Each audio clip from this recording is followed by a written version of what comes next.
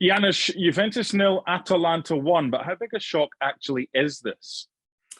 Well, it is and it isn't, right? I mean, if you look at Juventus and the last win against Lazio was very, very impressive, of course, humbled by Chelsea in the Champions League. I think that, this loss exposed all the problems that Juventus have, starting with Max Allegri. We've talked about the midfield for so many years. How can Juventus take 4 or 5 years to fix what once was a superb and superior midfield? Remember Arturo Vidal and Marchisio and Paul Pogba when he was still there. And that continues to be a problem, Mark. Atalanta, of course, they're going to attack you. They're going to give you space to play, which, by the way, there were moments that Juventus played well, but not good enough. And it's a massive loss because we're talking now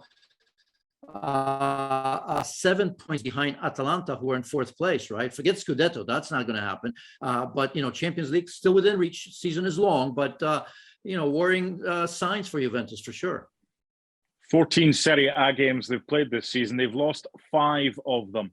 They only lost 6 in the entirety of last season. What's happened? Well, I've mentioned the midfield already, but let's move on, right? Because those are not the only problems. You look at a team that at this point has scored 18 goals and conceded 17. 18 goals for Juventus. You tell me they don't miss Cristiano Ronaldo, right? Some said, well, it's better to play without him because we can play a different way. Well, I don't see it.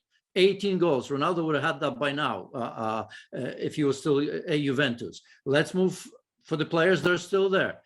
You look at Morata, who's played for Real Madrid, Atleti, Chelsea, and Juventus a couple of times, right? I mean, there's a reason why he's probably hasn't stayed in those places for too long, right? Because if you look at his goal scoring record, his best season ever has been 15 goals. Imagine 15 goals. While you playing for teams like Real Madrid, Chelsea, or Atleti, it's not necessarily always known for scoring goals, but you know what I mean. So that's an issue. Well, let's move on. Dybala, right? Dybala has scored 23 goals. I think 23 goals in last 4 seasons. In 4 seasons, Paulo Dybala, right? And before that, I think 2017 and 18, he scored 22. So that tells you everything. He's 28 years old, and he's just reportedly signed or agreed to a contract of 10 million a year, 10 million euros a year. Look, I like Pablo Dybala. I think he's a very, very exciting player, but these numbers are not good for anybody, especially when you're playing against Juventus. So those are some of the problems, and I think we've seen them already today. They had their chances. They look decent, but not good enough. I'm going to play devil's advocate here. They had Ronaldo last season. They don't have him this season. They didn't win the league last season. So can we go further back to that and suggest that the problem here wasn't so much a team selection issue, but it was the choice of making Andrea Pirlo the coach at the start of last season? Yeah, I think, he wasn't experienced enough, but here we are. So they've made supposedly the right decision. I think you and I agree with that. Max Allegri coming back, right? But, it's been worse than at the time when he left, right? He is pragmatic. I didn't know he was this pragmatic. This team is certainly not clicking and not responding to what Max Allegri wants to do. So, yeah, those are issues. But, let's be fair. I mean, to go on and win so many Scudettos, I forget already, 8 or 9 straight. I should know that by heart. But, 9. So it was 9. And the holy grail of Champions League, maybe was close once, sort of close, but it's getting further away from them as well. So, yeah, those are issues. Pirlo and perhaps Allegri coming back have been issues.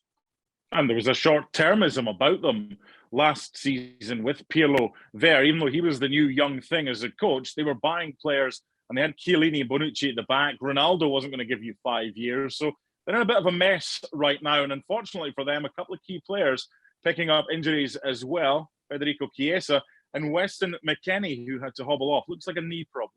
Yeah, and he's been in a decent form as of late for club and country as well. So look, Chiesa another one. So that just adds to the problems, but puts even more pressure on Juventus as we go forward in the Champions League and in Serie A as well, because those are 2 players, in particular Chiesa, I think, is one of those support players, that maybe at least can create something. Because I was speaking about the strikers and all that. I mean, you look at Juventus and and Paulo Dybala is still a top scorer, but only 3 goals. 3 goals is your top scorer for Juventus in Serie A. And players like McKennie and Chiesa contribute in scoring and assisting as well from time to time. So, yeah, those are big problems, depending on how long it's going to take. I don't know how long it's going to take with the injuries.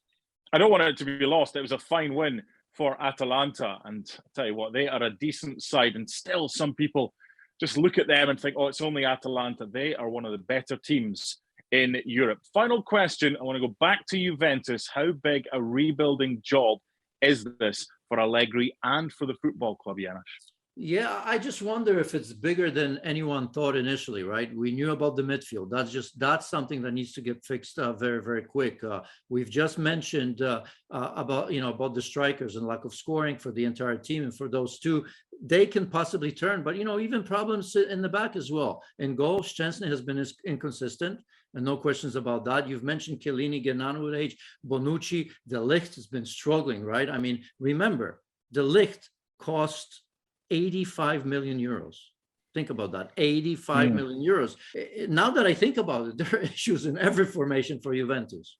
Thanks so much for watching ESPN on YouTube. And for more sports highlights and analysis, be sure to download the ESPN app. And for premium content and live streaming, subscribe to ESPN Plus.